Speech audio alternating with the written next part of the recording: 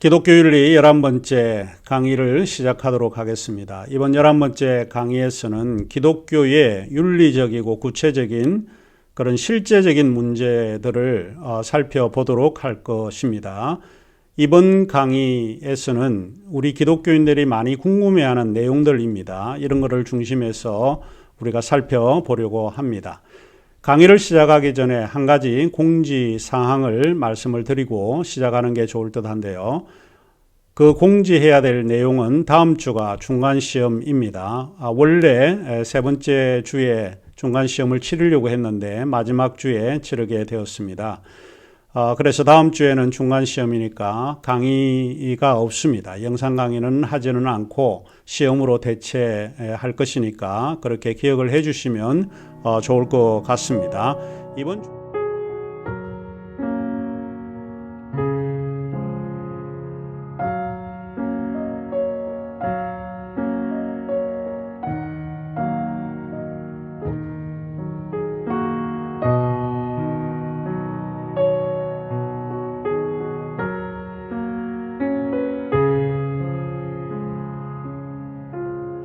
이번 중간시험은 지난주에 배웠던 상황윤리, 시츄에이션 에틱이라고 하는 상황윤리에 대한 여러분의 생각을 2페이지 내로 적으셔서 제출을 해 주시면 되겠습니다.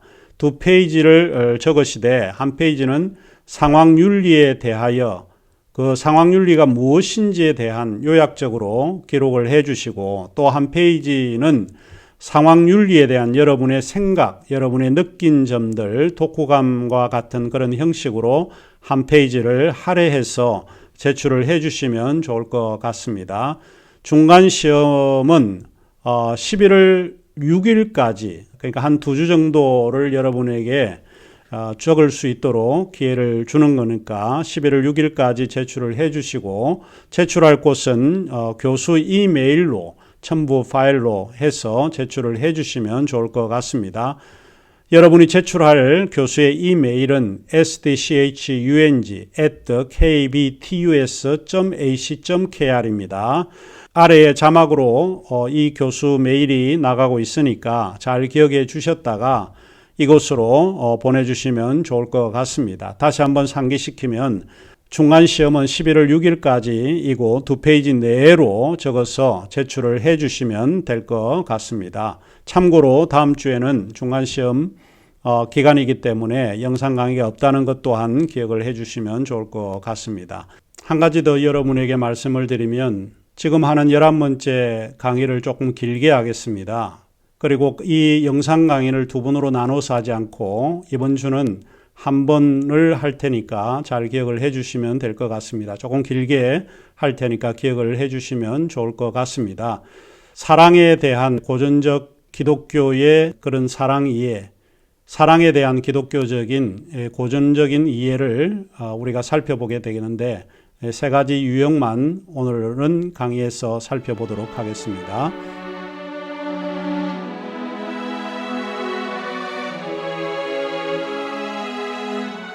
자, 그러면 오늘 우리가 다루고자 하는 부분은 기독교인이 생각하는 윤리의 실제적인 그런 문제들을 살펴보려고 합니다. 우리가 생각하고자 하는 것은 여러 가지 이제 문제들이 많이 있는 내용들인데 정의의 문제라든지 사랑의 문제라든지 또 낙태와 자살, 안락사와 같은 생명을 다루는 이런 문제들은 이런 거는 기독교인들이 뭐라고 말을 해야 할 것인가, 어떻게 이해를 하고 있는가라고 하는 그런 문제들이고 뿐만 아니라 사회적으로 큰 이슈가 될 수 있는 동성애와 같은 문제들 또 환경과 같은 이런 문제들도 우리가 한번 살펴보려고 합니다. 중간고사 끝나고 나서는 이와 같은 구체적인 윤리의 문제들을 다루는데 집중적으로 할애할 생각입니다. 가장 먼저 우리가 생각하는 것은 사랑이라고 하는 주제입니다. 사랑에 대해서 기독교인은 어떻게 생각하고 있는지 우리가 정리하는 차원에서 한번 생각을 해보게 될 것입니다. 사랑의 기독교적 이해라고 하는 이런 주제로 우리가 이번 11번째 강의를 시작하도록 하겠습니다. 성경을 보면 성경의 이야기 속에는 사랑에 대한 언급되어 있는 부분들이 많이 나타나 있습니다. 가령 유태인 율법사가 율법 중에 어떤 율법이 가장 큰 율법이냐고 예수님께 물었을 때 예수님은 내 이웃을 내 몸과 같이 사랑하는 계명이 가장 크다라고 말씀하신 것을 여러분이 기억을 하실 거라고 생각을 합니다. 주님은 내 마음을 다하고 목숨을 다하고 뜻을 다하여 주 너희 하나님을 사랑하라 라고 이야기를 하셨고 이것이 크고 첫째 되는 계명이요 둘째는 그와 같으니 내 이웃을 내 몸과 같이 사랑하라 하셨으니 이 두 계명이 온 율법과 선지자의 강령이다 라고 말씀을 했습니다. 여기에 나오는 구절이 마태복음 22장 37절에서 40절에 이 계명에 대해서 언급하고 있습니다. 여러분은 사랑을 떠올리게 되면 어떤 생각이 들고 어떤 마음이 들고 있는지 모르겠습니다. 저와 같은 시대의 사람은 패티김이라고 하는 가수가 불렀던 사랑이란 두 글자를 떠올리게 됩니다. 사랑이란 두 글자를 떠올리게 되면 사랑은 굉장히 복잡하고 모호한 그런 의미가 있는 것을 저는 알게 됩니다. 사랑이란 두 글자의 그 노래 가사를 보면 이렇게 기록이 되어 있습니다. 사랑이란 두 글자는 외롭고 흐뭇하고 사랑이란 두 글자는 슬프고 행복하고 사랑이란 두 글자는 씁쓸하고 달콤하고 사랑이란 두 글자는 차갑고 따뜻하다. 이렇게 기록이 되어 있는데요. 사랑이라고 하는 그 사랑에는 이처럼 두 감정이 좋은 점의 감정과 나쁜 점의 감정이 아마 뒤섞여 있는 듯한 그런 이 노래 가사를 보면 생각이 나기도 합니다. 아무튼 사랑이란 매우 복잡하고 어려운 용어인 것만은 분명하다고 생각이 듭니다. 그러면 기독교인이 생각하는 사랑이라고 하는 게 무엇인가? 여러분은 기독교인으로서 사랑을 어떻게 이해하고 있습니까? 아마 대면 수업이라고 하면 여러분이 이해하고 있는 사랑에 대한 내용을 논의하고 좀 들어보면 좋을 것 같은데 비대면이라 그러지 못해서 아쉬운 점이 없지 않아 있습니다. 자, 첫 번째로 우리 기독교 안에서 논의되고 있는 사랑에 대해서 살펴볼 텐데 기독교에서 우리가 보통 사랑을 이야기할 때는 그리스도적인 사랑의 이해가 선행되어 있다라고 하는 것을 알 수 있습니다. 그래서 첫째로 그리스도적 사랑에 대한 이해가 있다라고 하는 것을 말씀을 드립니다. 고대 그리스인들은 사랑이라고 하는 것을 네 가지 의미로 사용을 했다라고 하는 것을 우리가 잘 알고 있습니다. 첫 번째로 그리스도적 사랑은 스토록의 사랑인데 이 스토록의 사랑은 애정, 특별히 가정 안에서의 애정을 뜻하고 있습니다. 둘째로 필리아 사랑이라고 하는 게 있는데 필리아는 우정과 같은 의미의 사랑이라고 말씀을 드릴 수 있고요. 세 번째가 우리가 보통 사랑을 떠올리게 되면 남녀의 사랑을 떠올리게 되는데 이것이 에로스 사랑이라고 볼 수 있습니다. 이것은 이성 간의 사랑 혹은 사랑에 빠진 사람들 간의 사랑을 뜻하고 있는 용어입니다. 그리고 우리 기독교가 특별히 사랑에 대해서 이야기를 할 때 이 그리스도적 사랑의 네 번째 유형을 우리가 무시하지 않는다라고 하는 것이죠. 그것이 무엇인가 하면 아가페의 사랑이다 라고 말씀을 드릴 수 있습니다. 아가페의 사랑은 자비 혹은 자기를 내어주는 희생적 사랑을 이야기를 하고 있습니다. 스토르게와 에로스라고 하는 그런 사랑인데 신약 성경에는 언급이 사실은 없다라고 볼 수 있고요. 성경에서 사용하고 있는 것은 필리아, 종종 필레인이라고 말을 할 수 있는데 이 필레인은 소중히 여기다라고 번역할 수 있는 용어입니다. 가장 이상적이라고 주장하는 사람들이 생각하는 것이 이 필리아 사랑이라고 말씀을 드리고 있습니다. 우리가 미국에 가면 필라델피아라고 하는 건데 이것은 자선적인 그런 사랑의 의미로 이야기를 하고 있는데 소중히 여기는 사랑의 의미로 많이 언급을 하고 있다라고 말씀드릴 수 있습니다. 그래서 필레인이라고 하는 필리아라고 하는 이런 단어는 성경에 많이 언급이 되어 있고, 게다가 그리스 문학에서 사랑을 표현을 하게 될 때 보편적으로 언급되어 있는 용어라고 말할 수 있습니다. 아가페는 선택된 단어라는 의미를 우리에게 보여주는데, 선택되어 있다라고 하는 의미로서 우리가 받아들이고 있는 내용이 아가페라고 하는 용어입니다. 이것은 헬라와 기독교 신앙 공동체와의 서로 다른 의미로 분리하고 또 해석하게 하는 목적이나 의도가 엿보이게 된다라고 하는 것입니다. 이러한 사랑의 종류에도 불구하고 오늘날 그리스도적 사랑에 대한 의미는 많은 비판을 받고 있다라고 볼 수 있습니다. 왜냐하면 사랑이라고 하는 것은 종류가 아니기 때문에 그럴 수 있다라고 보는 것이죠. 그리스도적 사랑의 종류에 대해서 신학자 폴 틸리라고 하는 신학자가 비판을 했는데요. 틸리는 사랑의 의미가 종류의 문제가 아니라 질적인 문제다라고 비판을 했다라고 볼 수 있습니다. 그래서 사랑이라고 하는 것은 그 단어의 의미를 넘어서 무엇인가 우리에게 이야기해 주는 것이라고 말할 수 있습니다. 아무튼 사랑을 떠올리게 되면 우리가 먼저 그리스도적 사랑, 특별히 그리스도적 사랑 가운데 아가페의 사랑을 우리가 떠올리게 된다라고 볼 수 있습니다. 필레오와 아가페의 구분에 대해서는 성경 요한복음 21장에 잘 언급되어 있습니다. 요한복음 21장 15절에서 17절, 아가페와 필레오, 필리라고 하는 이 두 어휘가 혼합적으로 사용되어지고 있는 성경 구절이 요한복음 21장 15절에서 17절입니다. 제가 한번 읽어드리면, 그들이 조반 먹은 후에 예수께서 시몬 베드로에게 이르시되 요한의 아들 시몬아, 네가 이 사람들보다 나를 더 사랑하느냐 하시니 이르되 주님, 그러하나이다. 내가 주님을 사랑하는 줄 주님께서 아시나이다. 이르시되 내 어린 양을 먹이라 하시고, 또 두 번째 이르시되 요한의 아들 시몬아, 네가 나를 사랑하느냐 하시니 이르되 주님, 그러하나이다. 내가 주님을 사랑하는 줄 주님께서 아시나이다. 이르시되 내 양을 치라 하시고, 세 번째 이르시되 요한의 아들 시몬아, 네가 나를 사랑하시냐 하시니 주님께서 세 번째 네가 나를 사랑하느냐 하심으로 베드로가 근심하여 이르되 주님, 모든 것을 아시오매 내가 주님을 사랑하는 줄을 주님께서 아시나이다. 예수께서 이르시되 내 양을 먹이라. 예수님께서 베드로에게 네가 나를 사랑하느냐 라고 하는 질문을 하시죠. 필레오라고 대답을 들으셨던 예수님은 다시 두 번째, 세 번째로 질문을 하셨다.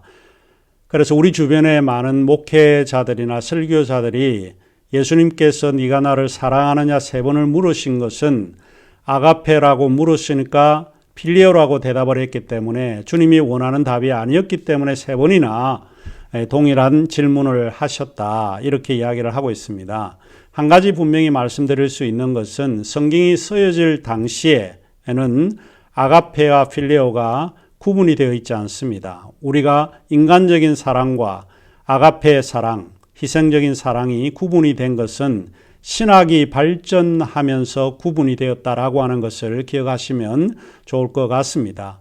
옛날 성경이 쓰여질 때는 아가페, 필레오라고 하는 이런 말들이 호환적으로 사용되었다라고 하는 것을 기억하면 좋을 것 같습니다. 네가 나를 사랑하느냐 세 번을 물으셨다.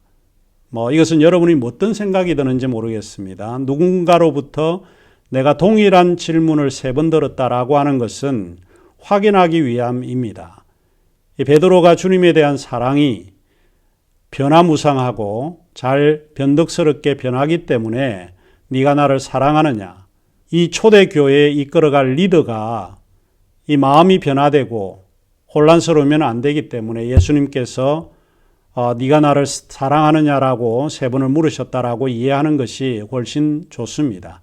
만일 제가 우리 아들에게 동일한 질문을 세 번 물었다라고 하는 것은 우리 아들이 말귀가 밝지 않다라고 하는 뜻이기도 합니다. 말을 잘 알아듣지 못할 때는 동일한 물음을 세 번이나 던지는 경우가 많이 있습니다. 베드로는 주님을 3번이나 부인했기 때문에 주님의 말씀에 대한 확신이 없거나 또 확실하게 듣지 못하는 이런 점이 있지 않았나. 특별히 요한복음에서는 베드로에 대해서 긍정적으로 이야기를 하지 않으니까 아마 요한복음 21장에도 베드로가 교회 리더로서 하나님의 말씀을 잘 듣고 예수님의 말씀에 순종하는 그런 자세가 좀 필요하지 않나 해서 베드로에게 3번이나 물으셨다. 그래서 베드로는 좀 말귀를 좀 알아들었으면 좋겠다.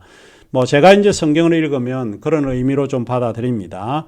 그 이야기를 하려고 한 것은 아니고 우리가 성경을 볼 때에 필리오와 아가페가 호환적으로 사용하고 있다라고 하는 것을 기억을 하시면 좋을 것 같습니다. 자, 그러면 이제 두 번째로 기독교 전통에 나타난 사랑의 고전적인 그런 이해가 있습니다. 기독교 전통에서 사랑에 대한 해석은 3가지 유형으로 표현되어졌습니다. 사랑에 대한 해석도 하나의 역사를 가지고 있는데 사랑이라고 하는 것도 그 시대의 변천을 통해서 새롭게 해석하고 변화됨으로써 어떤 규범적인 의미를 가지게 된다라고 하는 것을 알 수 있습니다. 기독교 전통에서 논의된 사랑은 3가지 유형인데 어거스틴이 주장하는 사랑이 있고 성 프란시스코, 수도사였던 성 프란시스코가 언급하고 있는 사랑이라고 하는 것도 있고 그리고 기독교 복음주의자가 주장하고 있는 사랑이라고 하는 의미가 있습니다. 기독교 복음주의는 구속적인 그리스도의 사랑을 중요한 주제로 삼고 있다라고 볼 수 있습니다. 아무튼 이 3가지가 고전적 기독교의 사랑이라고 말할 수 있습니다. 이 3가지를 하나하나 우리가 살펴보는 것이 좋을 것 같습니다. 먼저 우리가 어거스틴적 유형의 사랑에 대해서 살펴보도록 하겠습니다. 어거스틴은 초대 기독교 발전의 결정적인 요점으로 사랑의 개념을 전개했던 인물이기도 합니다. 어거스틴은 삼위일체 사상에서 절대 사랑의 생명을 보여주고 있습니다. 하나님은 은혜롭고 그의 사랑을 그의 피조물에게 보여주시고 이 사랑을 통해서 피조물의 구속을 위해 아들을 이 땅에 오게 했다라고 어거스틴은 주장을 하고 있습니다.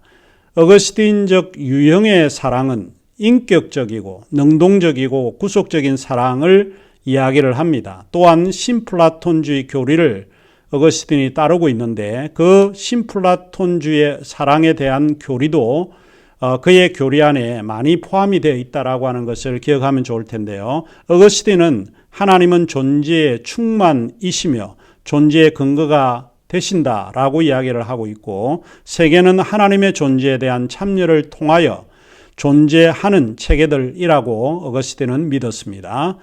두 번째 유형은 사랑의 프란시스코적 유형입니다. 이 사랑의 유형은 아시시라고 알려져 있는 아시시의 프란시스의 유형입니다. 프란시스는 우리가 잘 알고 있는 사람입니다. 수도사이기도 하고 그의 기독교 사랑의 생각은 희생적이고 헌신적인 그런 사랑, 자비롭고 자애를 행하는 그와 같은 사랑을 통해서 우리에게 널리 알려져 왔습니다. 기독교적 사랑의 한 유형으로 이해되어지고 있는 것이 프란시스코 사랑의 유형입니다.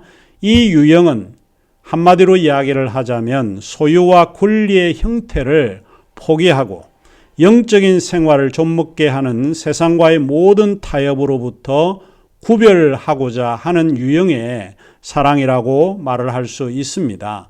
과정 조직 신학자였던 데니엘 데이 윌리엄스라고 하는 분이 잘 지적을 했는데 이 프란시스코 유형의 사랑은 그의 머리 둘 곳도 없으신 그분을 자선을 베풀기 위해서 오셨고 그의 원수들을 위해 용서를 구하고 모든 특별한 권리와 고난과 그와 같은 형태를 거절하셨던 그분을 그리고 하나님 아버지와의 연합함으로써 살아오셨던 예수 그리스도를 모방하는 사랑의 행위다라고 지적을 했는데 옳은 지적이라고 볼 수 있습니다. 프란시스코 유형의 사랑은 오늘날 우리에게 잘 알려져 있는 찬송가 속에 잘 드러나 있습니다. 오 주여 나를 평화의 도구로 써 주소서와 같은 그와 같은 내용과 매우 흡사한 내용입니다. 제가 그 찬송 가사를 읽어보면 주여 나를 평화의 도구로 써 주소서, 미움이 있는 곳에 사랑을, 상처가 있는 곳에 용서를, 분열이 있는 곳에 일치를, 의욕이 있는 곳에 믿음을 심게 하소서. 주여 나를 평화의 도구로 써주소서. 오류가 있는 곳에 희망을, 어둠이 있는 곳에 광명을, 슬픔이 있는 곳에 기쁨을 심게 하소서. 위로받기보다는 위로하며, 이해하기보다는 이해하며, 사랑받기보다는 사랑하며, 자기를 온전히 죽음으로써 영생을 얻기 때문이다. 그리고 후렴에 보면 주여 나를 평화의 도구로 써 주소서. 이처럼 이 유형의 사랑은 자기를 온전히 죽음으로써 타인을 위해 살아가는 존재라고 말하고 있는 것입니다. 무엇보다도 이 사랑은 세상의 모든 부귀와 영화를 포기하고 그리스도를 따라서 청빈한 생활과 그와 같은 삶을 추구하는 형태라고 말할 수 있습니다. 프란시스코는 이것이 가능하다고 보았는데, 왜냐하면 예수 그리스도에 의해서 이 같은 삶이 가능하다는 사실을 우리 자신들이 보았기 때문이라고 주장을 하고 있습니다.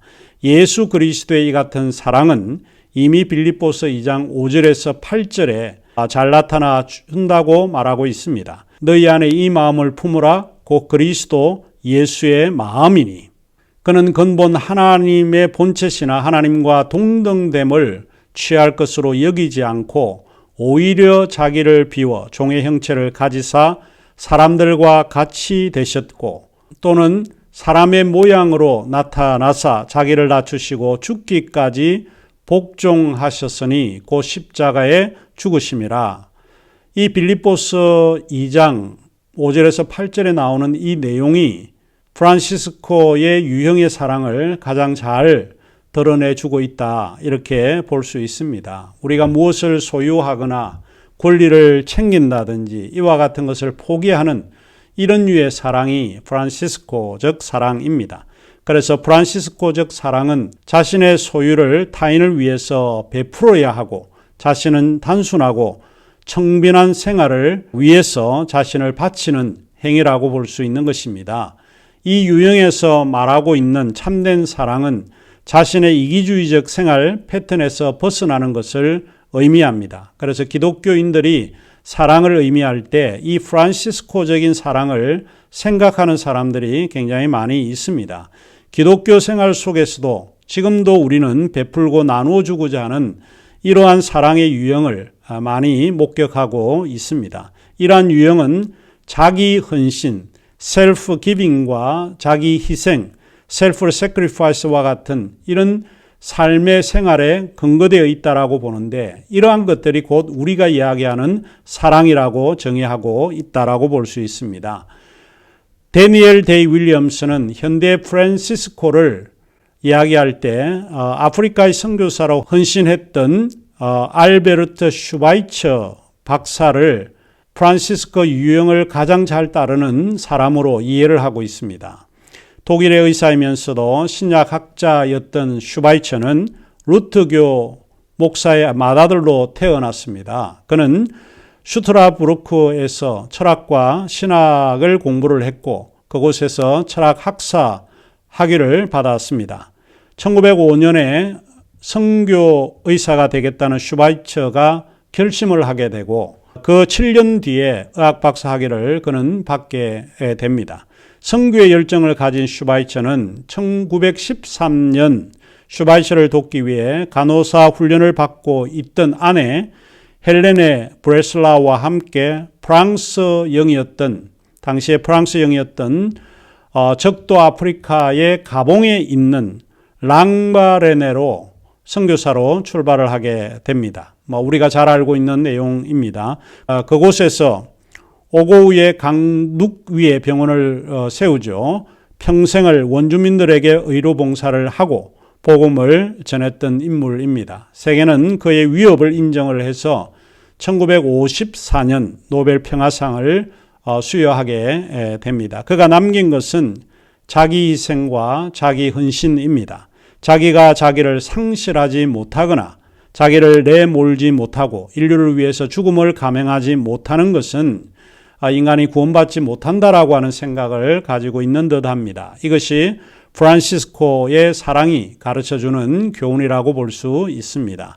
기독교 전통 속에 깊이 뿌리박혀 있는 이 사랑은 오늘날에도 이러한 사랑을 담고자 희생하고 헌신하는 사랑이 나타나 있습니다.